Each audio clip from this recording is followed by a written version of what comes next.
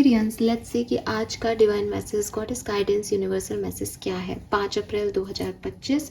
Universe आपसे क्या कहना चाहते हैं, यूनिवर्स आपसे क्या कम्युनिकेट करना चाहते हैं, आज के दिन की कोई सिचुएशन में आपको किस तरह से एक्ट करना चाहिए। ये गाइडेंस आपकी किसी लाइफ की किसी पर्टिकुलर सिचुएशन के रिगार्ड्स में भी हो सकता है कि अभी आपको क्या करने की ज़रूरत है। तो ये जिस भी तरीके से आपसे रेजोनेट हो, ये है 5 अप्रैल 2025 का divine message for you.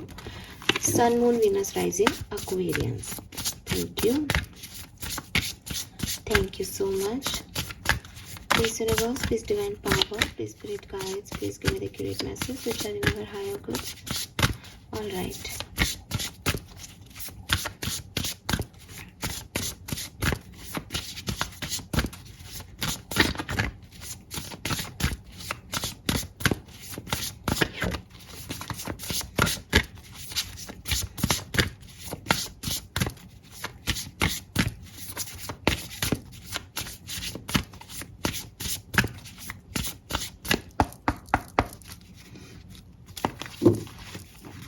Okay, we have Evil Queen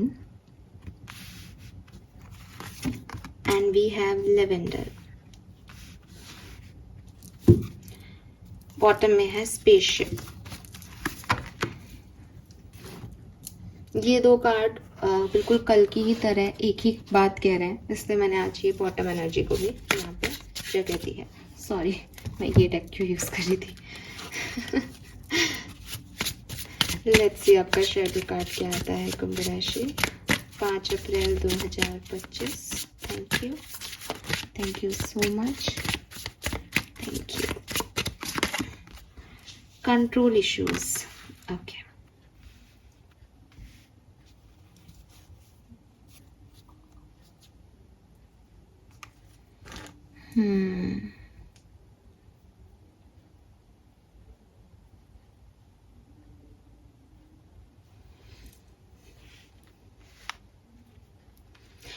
अगर हम 5 अप्रैल के लिए सिग्निफिकेंट नंबर्स की बात करते हैं तो मुझे लगता है नंबर 3, नंबर 5, 55, नंबर 1 आपको बहुत देखने को मिल रहा होगा। यहाँ पे कुछ अमाउंट में 6 और 8 की भी ऊर्जा है, तो मैं फिर से रिपीट करूँगी। 3, 5, 1, 10, 6 और 8 ये नंबर सिग्निफिकेंट हो सकते हैं।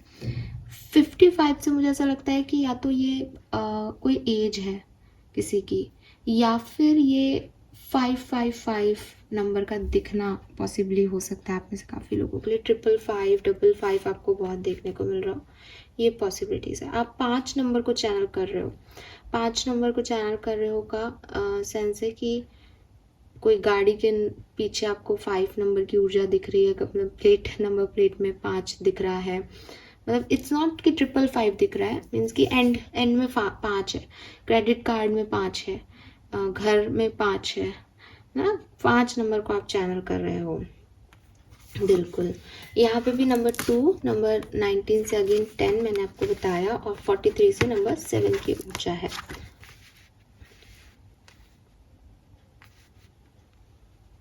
2005, 2003 आपके लिए सिग्निफिकेंट ईयर रहे हों। 1995 बॉर्न हो आप, ऐसी कोई ऊर्जा है यहाँ। 5 नंबर की सिग्निफिकेंट ऊर्जा है। मई का महीना, मई का महीना है सिग्निफिकेंट किसी के लिए। कैसे भी मैं उस बात तक नहीं पहुंच पा रही हूँ अभी, मुझे ऐसा लग रहा है, लेकिन 5 नंबर सिग्निफिकेंट तो होगा। 5 दिन पहले कुछ हुआ है, 5 महीने पहले कुछ हुआ है, कुछ ऐसा है। 5 नंबर आ रहा है यहाँ पे। Fine. Colour of the day, colour जो मुझे दिखाई देता है दैट इज ऑरेंज। ऑरेंज और ब्राउन कलर सिग्निफिकेंट है, ठीक है। Orange, brown, coffee colour, skin colour. ये जो है स्किन कलर मीन्स एक विटिश कलर जिसको हम स्केच पेन्स आते थे पहले, अब तो बहुत तरह के कलर आने लगे हैं, उसमें जो स्किन का कलर होता था दैट, वो ऑरेंज स्किन कलर है ना वो।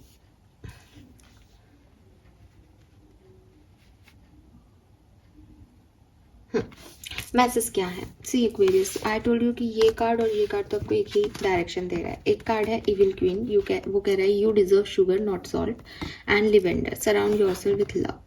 तो क्लियरली चॉइस ऑफ पीपल पे बात हो रही है।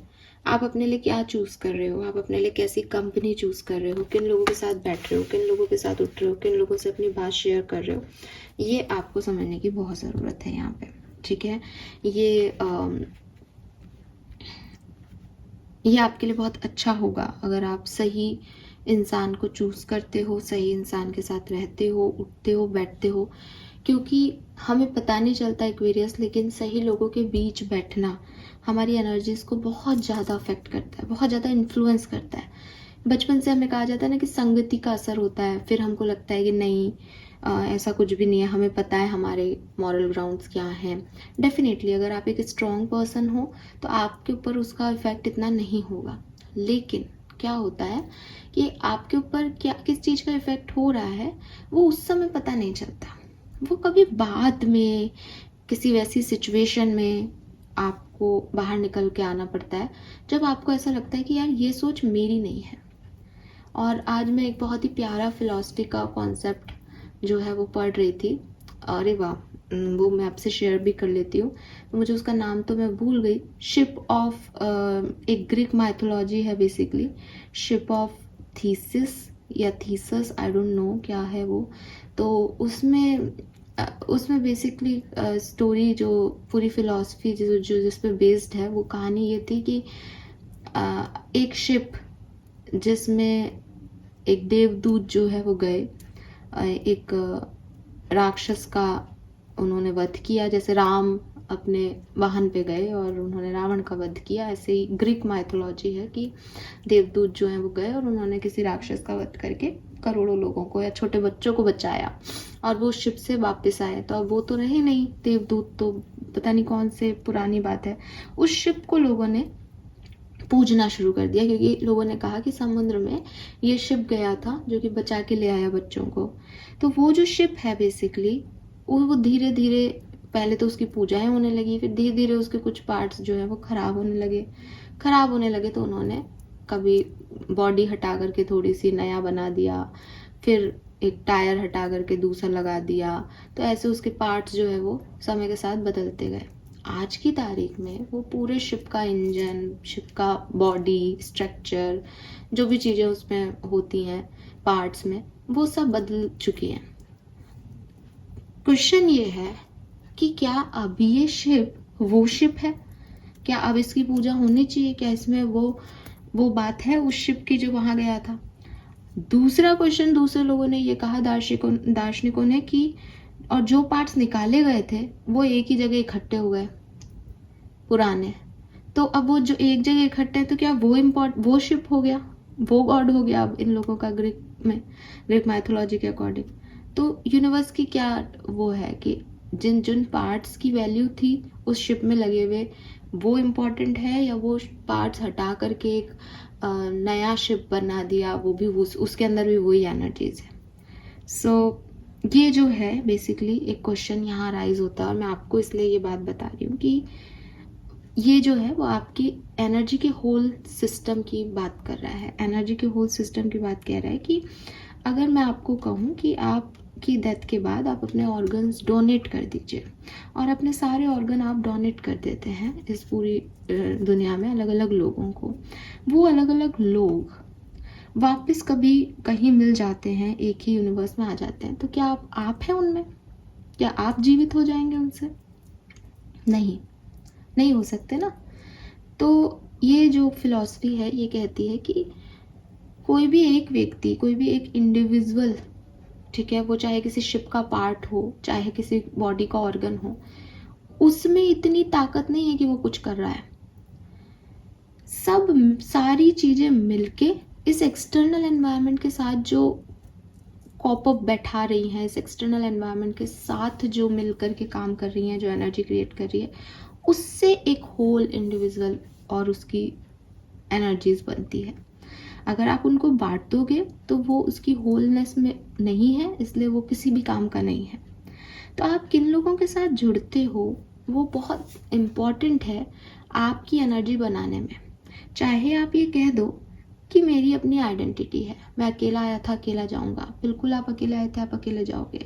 लेकिन यहाँ एक्सटर्नल एनवायरनमेंट में जब आप काम करते हो तो बहुत इम्पॉर्टेंट है कि आप किन लोगों के साथ जुड़े हुए हो। ये ग्रीक माइथोलॉजी के बेसिस पे भी मैं आपसे बात कर रही हूँ और एक जनरल बात भी मैं आपसे कर रही हूँ। अगर आप उस फिलॉसफी में कुछ आपको लगता है कि ऐसा नहीं है ये है, तो आप मुझे कमेंट सेक्शन में बताना। मैंने तो लिटरली आज ही देखा था, आज ही समझा इस फिलॉसफी को, और मुझे तो ऐसे कोई मुझे अच्छा भी लगा, सही भी लगा उनकी बात को। तो कुल मिला के लाइफ जो है वो अलग अलग पार्ट्स का एक होकर के एक इंडिविजुअल जो है एनर्जी पे काम नहीं करना, बल्कि सबके साथ सामूहिक रूप से काम करने की जर्नी है। और ऐसे हर जगह हो रहा है जहाँ आप एक होलनेस में हो, जहाँ सब मिलकर के एक्सटर्नल एनवायरनमेंट के साथ कुछ क्रिएशन कर रहे हो, वहाँ आपकी आइडेंटिटी है। अगर आपकी बॉडी से एक पार्ट को, मैं जैसे 2 किडनी होती है, एक किडनी को किसी और को दे दिया, तो उस किडनी में आप नहीं हो, या उस किडनी में आपका कोई एनर्जी नहीं चला गया है। ठीक है, सो ये बात वो कह रहे हैं कि अगर आपको लगता है कि लोगों से मेरी संगत नहीं बन रही, मैं तो खुद हूँ, मेरे मॉरल वैल्यूज़ हैं, तो एक तरीके से आप एक गलत धारणा में जी रहे हो। क्योंकि बहुत फ़र्क पड़ता है कि आप किन लोगों के साथ उठते बैठते हो सकता है उस पर्टिकुलर टाइम पे जब आप उनके साथ उठ रहे बैठ रहे हो तो आप उनको एक डोमिनेंटली जो है चुप करा दो कि मैं सही हूँ, मेरी सुनो, और वो आपकी सुन भी ले और आपको लगे देखो सच्चाई जीती, सही को वैल्यू दी गई, इन लोगों ने मेरी नहीं सुनी। पर लंबे समय तक उनके साथ रहते रहते आप जब 10 साल बाद खुद को देखोगे तो एक आप भी वैसे ही सोच रहे हो, आप भी वही कर रहे हो। इन्फ्लुएंस देता है आपको आपका एनवायरनमेंट। यूनिवर्स कह रहे हैं कि क्योंकि एनवायरनमेंट का इतना इन्फ्लुएंस है जीवन पे, तो अपने लोगों को, अपने एनवायरनमेंट को बहुत सोच समझ के चूज करो। ऐसा नहीं हो कि ना चाहते हुए भी तुम किसी गलत इंसान को अपने अंदर जो है वो एब्जॉर्ब कर लो, गलत एनर्जी को अपने अंदर एब्जॉर्ब कर लो। तो वो यही कह रहे हैं कि दिखने में अगर मैं एक बाउल में शुगर रखूं और एक बाउल में सॉल्ट रखूं और आपको सामने से कहूं कि इनमें से एक चूज़ करो, तो आपको बहुत सिमिलर व्यू मिलेगा दोनों चीज़ों का। आपको लगेगा कि हाँ दोनों एक ही चीज़ें हैं, दोनों एक सी ही दिख रही हैं, कुछ भी दे दो, है ना, दोनों ही सफ़ेद हैं, मेरे क्या ही फ़र्क पड़ेगा। पर बहुत फ़र्क पड़ता है जब पानी में नमक घोला जाए और वो पिए, और पानी में चीनी घोली जाए और वो पिए। ठीक है, सो बहुत फ़र्क है लोगों की बाहरी अपीयरेंस को देख करके, या अपनी इस तार्किक बुद्धि को समझ के कि हम अकेले आए हैं अकेले जाएंगे, इन लोगों से हमें कोई फ़र्क नहीं पड़ता। बहुत फ़र्क पड़ता है एक्वेरियस। एटलीस्ट आज का गाइडेंस तो आपके लिए यही है। सो दुनिया अपनी चारों तरफ की सोच समझ के चूज़ करो। यहाँ एक और मैसेज है कि सॉल्ट और शुगर की बात से, कि दिखने में सब एक से ही लगेंगे, दिखने में आपको लगेगा कि ये भी अच्छा है, ये भी अच्छा है, मेरा क्या ही बिगाड़ लेंगे, मैं अच्छा हूँ ना, मैं अच्छी हूँ ना, पर वो बिगाड़ सकते हैं। तो ऐसे लोगों को चूज़ करो जो आपको मोटिवेट करें, जो आपको प्यार दें, जो आपकी ज़िंदगी में चीनी का काम करें, मिठास का काम करें, जो आपको मोटिवेट करें कि आप बहुत अच्छे इंसान हो, आप बहुत आगे जा सकते हो। इन लोगों को, जिनको आप अपना वेल विशर नहीं समझते और आपको लगता है कोई बात नहीं है, मुझे क्रिटिसाइज़ करेंगे तो मैं सुधार कर लूँगी अपने अंदर, सुधार कर लूँगा अपने अंदर, ये आपको कहीं ना कहीं, आप एक बार सुधार करोगे, 2 बार सुधार करोगे, पर नमक तो नमक है, उसकी कड़वाहट थोड़ी ख़त्म होगी, उसका काम ही कड़वाहट देना है। तो वो आपको कहीं ना कहीं पीछे पुश कर देगा। कभी ना कभी आपके मन में ये माइंड में थॉट प्रोसेस आ जाएगा कि मैं कम हूँ क्या, मैं सही नहीं कर रहा क्या, मैं सही नहीं हूँ क्या। तो ऐसे लोगों के बीच क्यों अपने आप को एंट्री देनी, ऐसे लोगों को अपने जीवन में क्यों लाना जो पता है कि आपके अपने वेल विशर नहीं है। तो choose your people wisely. Next जो मैसेज है, don't be afraid to sing. दूसरी चीज़ जो मैंने अभी कहा कि अगर आप उनमें से हो कि कोई बात नहीं, इनको अपनी बात कह लेने दो, मैं इनकी बातों से इन्फ्लुएंस नहीं होऊंगा, मैं अपनी बात इन पे क्यों थोपूं, ये इनकी व्यूज़ हैं, नहीं, थोपने की बात नहीं है, स्टैंड लेने की बात है। ठीक है, हम कहते हैं ना कि एक सेल्फ रेस्पेक्ट पे चीज़ नहीं आनी चाहिए। सो सेल्फ रेस्पेक्ट पे मत आने दो। दूर रह कर के कोई आपको क्रिटिसाइज कर रहा है, कर भाई, तू मैं तेरे से बात नहीं कर रहा, तेरे को जो कहना है मेरे बारे में तू कह, कर, कुछ भी कर। मैं तेरे से बात करूं और तू वही बातें मुझे कह रहा है, या तू पीठ पीछे मेरे बारे में और मेरे से कुछ 2-4 बातें लेके मेरे पीठ पीछे कुछ बात कर रहा है, वो गलत है। वो गलत क्यों है? क्योंकि मैं आपको वो चीज़ दे रही हूँ कि आप मेरे लिए ऐसा करो, मेरे को कोई फ़र्क नहीं पड़ रहा, मैं ओके हूँ।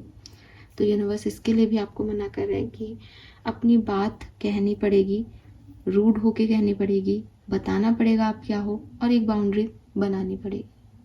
ठीक है। देन अगर आपका शेडो कार्ड देखें तो वो है कंट्रोल इशू। ठीक है। आप में से काफ़ी एक्वेरियंस की प्रॉब्लम हो सकती है, एक्वेरियंस की आप अपने इमोशंस को रिलीज़ नहीं करते, और हो सकता है कि क्योंकि आप पास्ट की एनर्जीज़ को रिलीज़ ही नहीं कर पाते, इसलिए आप नई एनर्जीज़ में टैप इन नहीं करते, क्योंकि जगह नहीं है, स्पेस ही नहीं आपके मन में। आपके दिल में पुराने लोग ही बसे हुए हैं, उनकी यादें हैं, उनके जुड़े हुए जो भी, चाहे आपके एक्सपीरियंस ख़राब रहे तो उनसे जुड़े हुए आपके पेन हैं। आपने कभी नई चीज़ों को अलाउ नहीं किया अपनी लाइफ में, और आप करना भी नहीं चाह रहे, बिकॉज आपको लगता है कि यही ठीक है। आपने अपने आप को कंट्रोल कर रखा है कुछ पास्ट एक्सपीरियंसेस की वजह से, और आपको ऐसा भी लगता है कि अगर मैंने इन लोगों को बोल दिया कि ये ख़राब है तो मेरे से लड़ लेंगे तो मैं इनको भी खो दूंगा। लेकिन प्रॉब्लम ये नहीं है कि आप इनको खो रहे हैं या पा रहे हैं, प्रॉब्लम ये है कि आप क्या पा रहे हैं। एक्वेरियस, ऐसे लोगों को पा करके, ऐसे लोगों को अपने साथ रख करके, आपको वैसे भी आपने उनको खो ही रखा है, बिकॉज वो आपके वेल विशर नहीं है, वो आपका साथ नहीं देंगे। तो कभी कभी ना आप शायद रिश्तों को बहुत ज़्यादा ओवर पोजेसिवली डील करते हो। आपको लगता है सारी गलती मेरी है, मैं इसको छोड़ना नहीं है, इसको पकड़ के रखना है, ये जाना नहीं चाहिए, ये नहीं मिला तो कोई नहीं मिलेगा, या पहले भी मेरे साथ ऐसा हुआ है, इस बार ऐसा नहीं होना चाहिए, मेरी गलतियाँ थी पहले भी। और लोग भी आप ऐसे ही चूज़ कर लेते हो जो आपको कहते हैं तुम्हारी गलती है। तो प्लीज़, यूनिवर्स यहाँ आपको कह रहे हैं कि इस फॉल्स एटीट्यूड को, फॉल्स इमोशंस को, ये फियर को, जो आपको बार बार ये कहता है कि तुम अपनी पावर लॉस कर दोगी, तुम इसको खो दोगे, तुम उसको खो दोगे, इन सब चीज़ों से अपने आप को निकालो। जब आप मेंटली, सबकॉन्शियसली जब आप इस एनर्जी को रिलीज़ करोगे ना, तभी आप इन लोगों को चूज़ कर पाओगे। जब तक आप इस एनर्जी में हो ना कि मैंने इन लोगों को खो दिया, मैंने पहले भी लोगों को खो दिया, या मैं अकेला पड़ जाऊंगा, अकेली रह जाऊंगी, फिर तो कुछ मिलेगा ही नहीं, तब तक आप इन लोगों को नहीं चेस कर पाओगे। थिंग इज कि आप इन्हीं में टैप हो, तो जगह ही नहीं है आपके माइंड में या हार्ट में किसी नए पर्सन की। आपको चाहिए कि आप ये समझो कि अगर ऐसे इविल एनर्जीज आपके साथ जुड़ी हुई भी रहेंगी, आपका साथ, आपको लग रहा है कि मेरे साथ लोग हैं, ये आपका सपोर्ट सिस्टम नहीं है, ये आपका साथ नहीं देंगे जब आपको ज़रूरत होगी। तो बेहतर है कि अकेले रहो। जब अकेले होंगे तो शायद अपॉर्चुनिटी ऐसे लोगों से मिलने की मिल जाए, ये तो किसी भी तरीके से सही नहीं होगा। ठीक है। सो ये जो फॉल्स सिक्योरिटी प्रॉब्लम्स आपके दिमाग में है, मेरे साथ कोई नहीं है, मैं अकेला रह जाऊंगा, अकेली रह जाऊंगी, तो ये निकालो, ये रिलीज़ करो अपने अंदर से, इस इमोशनल कंट्रोल इश्यूज़ को निकालो। ये सोचो मुझे कोई नहीं चाहिए, मैं अपने ऊपर कॉन्फिडेंट हूँ, मैं अपने स्पिरिट गाइड्स पे कॉन्फिडेंट हूँ, मेरी दुनिया में सब अच्छा ही होगा। और फिर जब आप ये रिलीज़ करोगे तो ऑटोमेटिकली कुछ अच्छा अचीव करोगे। ठीक है। मुझे ऐसा भी लगता है जैसे ओके, ये मैसेज सबके लिए नहीं होगा, लेकिन कुछ लोगों के लिए मुझे लगता है, जैसे यू आर नंबर 743 से, don't be afraid to sing. Number 7, 25, 16, 7 number से रूल हो रहे हो, स्पिरिचुअल पर्सन हो। ठीक है। जिस चीज़ को रिलीज करनी है that is number 2। Moon energy, confusion, जो ट्रस्ट के काबिल नहीं है, जो गलत है, ड्युअलिटी में जीता है। ठीक है। 22, 29, 11, ये, ठीक है, जो आपका साथ सपोर्ट सिस्टम नहीं है, सेल्फिश है, और जिस तरफ जाना है, जो मिलना है, दैट इज नंबर 19, नंबर 1, सन, जो आपको मोटिवेशन देगा, जो आपको आगे बढ़ाएगा। जनवरी का महीना, अक्टूबर का महीना, 19, 28, ठीक है, ये ऐसे कुछ हो रहा है यहाँ पे। 2 से निकल के 1 पे आओ, 7 number. Okay, this is all for you guys, thank you so much मुझे सुनने के लिए। कर्मा मैसेज, लेट्स सी आपका कर्मा मैसेज 5 अप्रैल के लिए। Visit some divine place, yes. मुझे ऐसा लग रहा है कि एनर्जी बहुत लो जा रही है गलत लोगों के साथ, गलत लोगों को चुन लेने के लिए, गलत लोगों के साथ होने के लिए। तो थोड़ी सी डिवाइन एनर्जीज को लेने की कोशिश करें। अब क्या होता है डिवाइन एनर्जीज में, आपकी खुद की एनर्जी लो है तो आप अपने घर पे बैठ के यूनिवर्स को कितना भी याद करोगे, कितने भी मेडिटेशन करोगे, तो क्योंकि आपकी एनर्जी लो है तो आप वहाँ तक पहुँच नहीं पा रहे। तो क्या करना चाहिए ऐसे टाइम में, किसी डिवाइन प्लेस को विजिट कर लेना चाहिए। अगेन मैं फिर बोलूँगी, ये बात शायद सबको अच्छी नहीं लगे, लेकिन मैं फिर भी बोलूँगी, जब मैं डिवाइन प्लेस की बात करती हूँ तो मैं किसी बड़ी इमारत की बात कर रही हूँ जहाँ सालों से जो है पूजा हो रही है, और जो कहना चाहिए एक प्रकृति ने जो मंदिर मस्जिद आपको दिए हैं, या बहुत पुराने जो आपके डिवाइन प्लेसेस हैं उनकी बात करती हूँ। आजकल मंदिर तो हर कॉलोनी में होता है, कोई भी मंदिर बना रहा है। Even I am really sorry but मैं अयोध्या को भी नहीं कहूँगी, बिकॉज आपको पता है कि वो कैसे बना, उनमें बहुत बहुत होंगी शक्तियाँ, लेकिन मेरा मतलब है कि कहीं ऐसी जगह जो बड़ी हो, जो बहुत सालों से जहाँ पे जो है पूजा पाठ हो रही है। बिकॉज ये जो एनर्जी सिस्टम होता है ना, ये काम करने से, पूजा पाठ करने से, मंत्रों के जाप करने से अपने आप क्रिएट होता जाता है। तो जितना पुराना मंदिर होगा, जितनी उसकी मान्यताएं होंगी, उतना ही वो उसमें एनर्जीज ज़्यादा होंगी। तो वहाँ जाएं, विज़िट करें, मूर्ति के सामने खड़े हों, एनर्जीज़ को लेके आएँ घर तक, और फिर वापस से अपनी एनर्जीज़ में चैनल करने की कोशिश करें, अपनी एनर्जीज़ को बढ़ाने की कोशिश करें। अभी जैसे करोगे लो एनर्जी में, तो वो शायद उतना ना हो भी सकता है बट शायद ना हो। तो गाइडेंस आ रहा है कि किसी डिवाइन प्लेस को विजिट करके आएँ। Fine, this is all for you, thank you so much, bye bye.